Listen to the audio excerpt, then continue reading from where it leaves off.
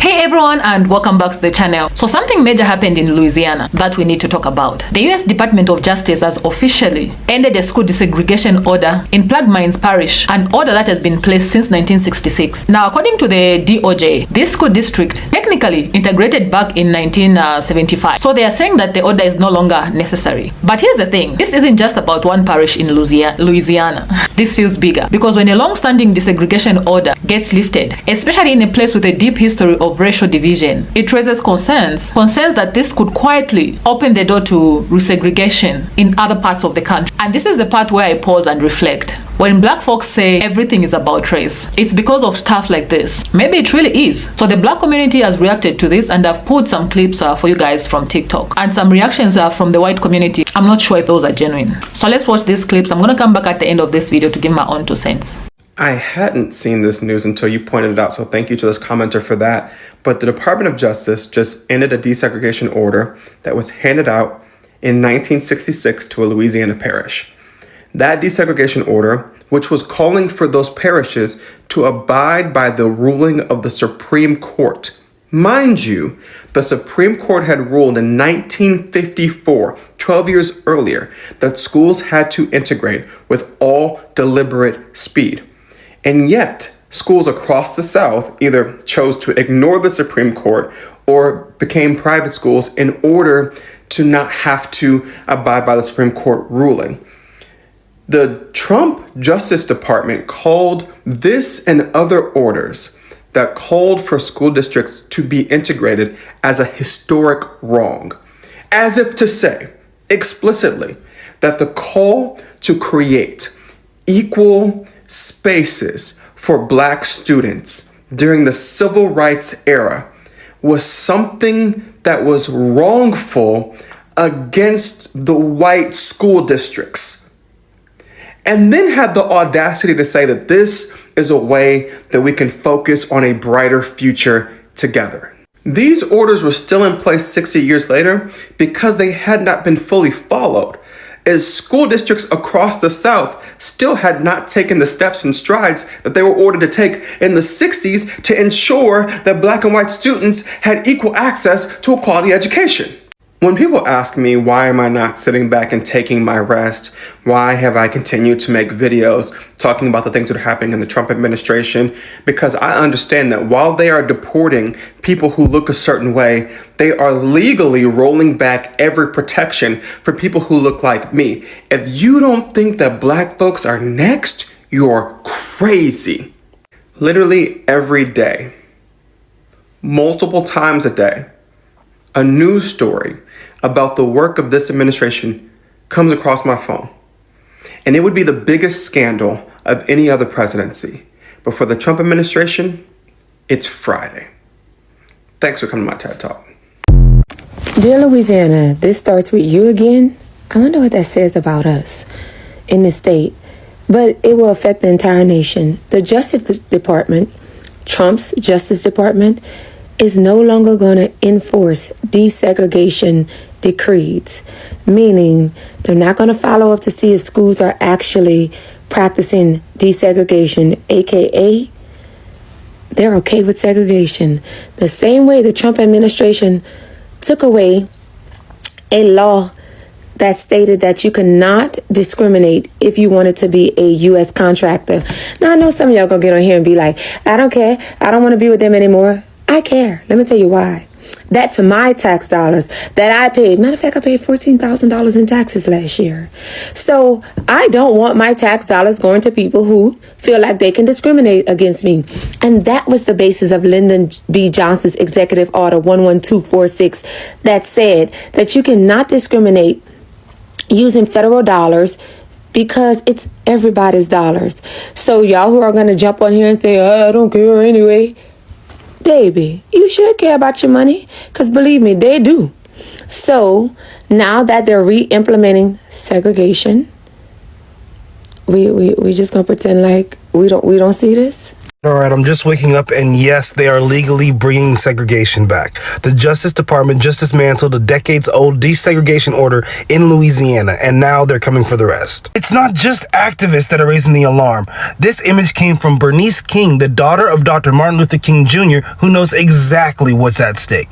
The order they ended was put in place in 1966 to keep school segregation in check, because even after Brown v. Board, schools across the South kept locking black students out of equal education. Now, nearly 60 years later, officials are calling these protections a historical wrong and saying it's time to wipe them away. And I already know some people will say, well, desegregation was never good for black people anyway, and there's truth to that. Desegregation often meant shutting down black schools, firing black teachers, and forcing black kids into racist, hostile environments with zero protection. And that wasn't liberation, that was assimilation under threat. But let's be clear, what's happening now isn't about fixing that harm. It's about removing accountability. It's about making it easier for schools to return to segregation without the courts watching. The answer to failed desegregation wasn't resegregation, it was reinvestment, community power, and equity. But what's happening now isn't about fixing the failures of the past. It's about removing the last legal tools communities had to stop segregation from coming back. Ending desegregation orders doesn't just allow inequality to grow quietly, it creates the legal conditions for public school districts to explicitly segregate again by race, religion, disability, sexual orientation, gender identity, and more. It invites other school systems to follow Louisiana's lead. This isn't just a rollback, it's a blueprint. And without resistance, the future will look far too much like the past, only now it's been made legal. I'm Jared, a special education PhD candidate at Penn State, black and here to educate, and I'm tired of this, Grandpa. The black community have been warning people about this for years. They don't listen to us, bro. If we don't strongly enforce desegregation laws, schools can go back to being separate and unfair. It won't look like the old days with whites only signs, but the results will still hurt children of color. Now the Justice Department ended a school desegregation order that's been around for decades, and more could end soon. And that's terrifying, especially in the South. Some places in the South will try to take full advantage of this and go back to their old ways without saying it out loud. You really think they woke up and said, wow, black people are human after all. Let's be nice. They didn't desegregate because they loved us. They desegregated because they couldn't afford to look stupid on the world stage. And they couldn't afford to let us get too powerful without them. After World War II, America was busy trying to sell itself as the leader of the free world. You know, democracy, liberty, justice for all. All the same stuff they were never giving to black people at home. Meanwhile, the Soviet Union was pointing and laughing. Freedom? Y'all can't even let black kids drink from the same water fountain. And America? They couldn't bomb their way out of that bad press. So the same people who spent decades lynching us, burning us out of towns, and pretending we didn't exist, decided it was time to clean up their image. Desegregation was never about morality. It was always about marketing. One thing they never tell you about desegregation, we weren't begging to sit next to them. We were thriving without them. Black businesses were booming. Black schools were educating future doctors, lawyers, and scientists. Black neighborhoods were self-sufficient. And they couldn't have that. Because if we didn't need them, they couldn't control us. Simple math. But instead of congratulating us, they used desegregation as a way to bulldoze everything we built. Black schools shut down. Black teachers fired by the thousands. Black businesses starved out once the black dollar started flowing into white businesses. Yeah, they didn't integrate with us. They absorbed what we built and threw the rest away like leftovers. And today they have the nerve to ask why black communities are still rebuilding. Because y'all didn't just move the goalpost. Y'all burnt the whole field. Desegregation wasn't a handshake. It was a hostile takeover. They didn't open the doors because they respected us. They opened the doors just wide enough to flood everything that we built and call it progress. So the next time somebody tells you to be grateful for desegregation, remind them that we didn't get rights because they loved us. We got them because we fought like hell while they smiled for the cameras. They didn't integrate us. They invaded us. And we're still rebuilding what they couldn't steal. Praying, hoping, singing spirituals. That's what they want us to believe about all the people that were enslaved in this country. But what they didn't tell you about is that the people on the Creole had a different idea. They didn't wait for their freedom. They took it. 1841. The U.S. ship Creole is hauling 135 enslaved Black people from Virginia down to New Orleans because apparently trafficking human beings was just business as normal. But the people chained below the deck, oh, they had other plans. Led by Madison Washington, a man who had already escaped once, but got dragged back because he tried to rescue his wife. They decided that this was not going to be another quiet trip to the auction block. They rose up.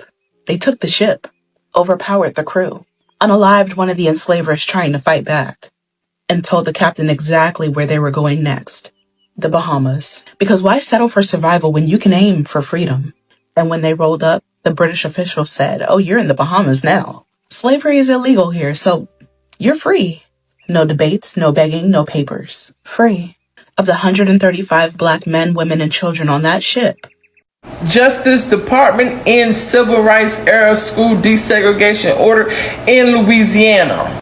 While the Justice Department lifted a school desegregation order in Louisiana this week, officials called its continued existence a historical wrong and suggested that others dating to the civil rights movement should be reconsidered. The Justice Department opened a wave of cases in the 1960s after Congress unleashed the department to go after schools that resisted desegregation, known as consistent decrees. The orders can be lifted when districts prove they have eliminated segregation in its legacy. Wow. Dating to the civil rights movement, there should be no debate. Ice Queen and the corrupt DOJ lifted school desegregation orders this week in Louisiana, calling its continued existence a historical wrong, and suggested that others dating to the civil rights movement should be reconsidered. A tyrant falls only when the pillars around him crumble, and we need to mass mobilize against Pam Bondi. Email, call the Florida Bar Association that she needs to be disbarred for taking away our rights and civil liberties. Make it known that she cannot continue to demonize and criminalize our existence. Ice Queen and the corrupt DOJ lifted school. What can you threaten Black people with that we haven't already lived through before? We already couldn't go to your schools. We already couldn't live in your neighborhood. We already couldn't shop in your store. We already had to sit in the back of the bus. We already filled out your jail. We already had our zip codes redlined. We already had our votes suppressed. We already had our families separated. We already had our men profiled. We already had our women objectified. What you think you gonna do new that's gonna be able to intimidate us? Black people got soundtrack music. Yea, though we walk through the valley of the shadow of death, we will fear no evil.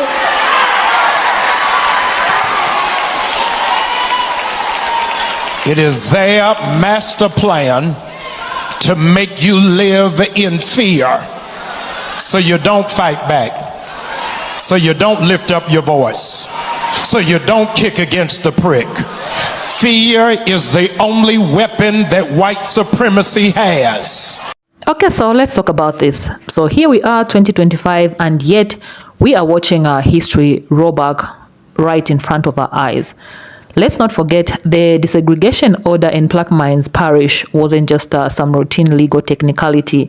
It was put in place back in 1966 during the height of the civil rights movement for a reason, because the school system was actively, repeatedly segregating our Black students. This order was meant to keep that kind of injustice in check. And now, nearly 60 years later, the Department of Justice under the Trump administration is saying it's no longer needed.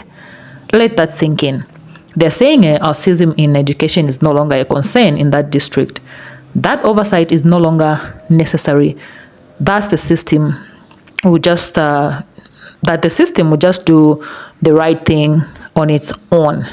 But if you've been paying attention, you already know this doesn't feel like progress.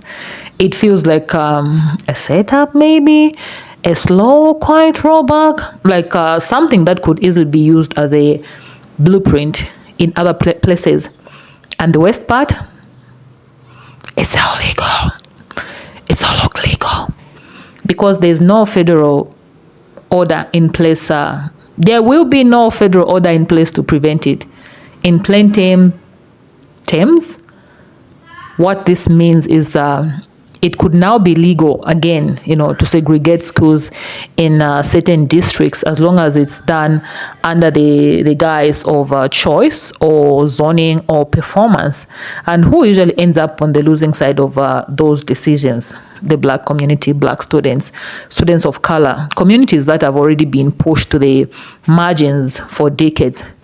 And I don't know about you, but that makes me a little, not even a little, it makes me mad actually. It also makes me deeply sad at the same time, living in a country that loves to say that was the past, like things are better now. But actions like this prove otherwise, because if we are really serious about moving forward, if this was truly a time for healing, reckoning, and amending wrongs, then why are we still seeing moves that echo the very same description people marched and bled to end in the 1960s? In honesty, it honestly makes me wonder, like maybe it's time for, the Black community start thinking more about building their own things, their own schools, their own hospitals, their own institutions, not because they want to be segregated, to separate, but because they are constantly reminded again and again that they're not welcome in white space places, Let's just call a spade, okay?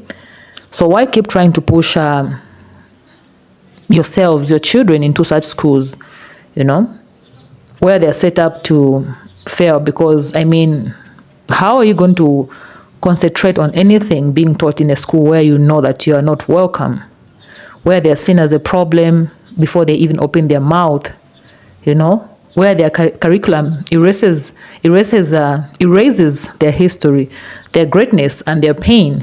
Why walk into a hospital where you know that your pain won't be taken seriously, where Black mothers still are dying at outrageous rates during childbirth in one of the so-called wealthiest country in the world? Why keep showing up to the tables where you are ignored, mistreated, or tolerated at best, when you guys can build your own things, your own tables? And again, I'm still learning. I don't have all the answers to this, but I do know this. Black Americans can no longer keep pretending that progress is happening when moves like this are being made,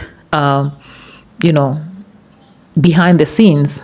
I think it's time to make up your own things, guys. We have a lot of educated Black people, doctors, nurses.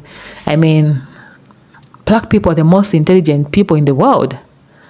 This is 2025. This should be a year where America, especially the white folks, is intentionally making space to correct decades of wrongs, to invest in healing, truly equity, and repair. Instead, we are seeing more attempts to erase history, avoid accountability, and maintain control over systems that were never designed, with Black folks. You can't right a wrong by stacking more wrongs on top of it. That's not justice. That's not reconciliation. That's just oppression with a new label. So yeah, this move by the DOJ under the Trump administration isn't just a legal footnote. It's a warning sign. It's something we all need to pay close attention to, because it sets a tone. It tells us, other districts, hey, maybe you don't need that oversight either, and from there, the dominoes can fall. If you are Black, if you're not a person of color, if you're Black, if you're a person of color, if you're someone who cares about racial equity, this isn't just about Louisiana. This is just the beginning of everything. I know this might sound heavy, and it should, but I also believe in the power of our conversations, community, and awareness. The more we speak up, the more we talk about these things, the harder it becomes for them to hide it in plain sight, which they are no longer doing anyway. They are no longer hiding things. They're doing things in plain sight. So, yeah, I think it's high time Black folks start having their own things. So now I want to hear from you guys. What do you think about this? Do you agree that this opens the door for more harm than good. Do you think the DOJ is being reckless, or do you believe it's a fair call after all these years? Please let me know your thoughts in the comment section down below. I'm always reading, and I genuinely appreciate hearing different perspectives, especially as I continue learning more about Black American history and what it means to fight for true justice in US. And if you found this video helpful, eye-opening, or just even thought-provoking, please don't forget to like, share, and subscribe, because these conversations matter. And the more we keep them alive, the more we talk about them, the more we discuss about them, the better for all of us. Thanks for watching, and I'll definitely see you in my next video. Please stay peaceful.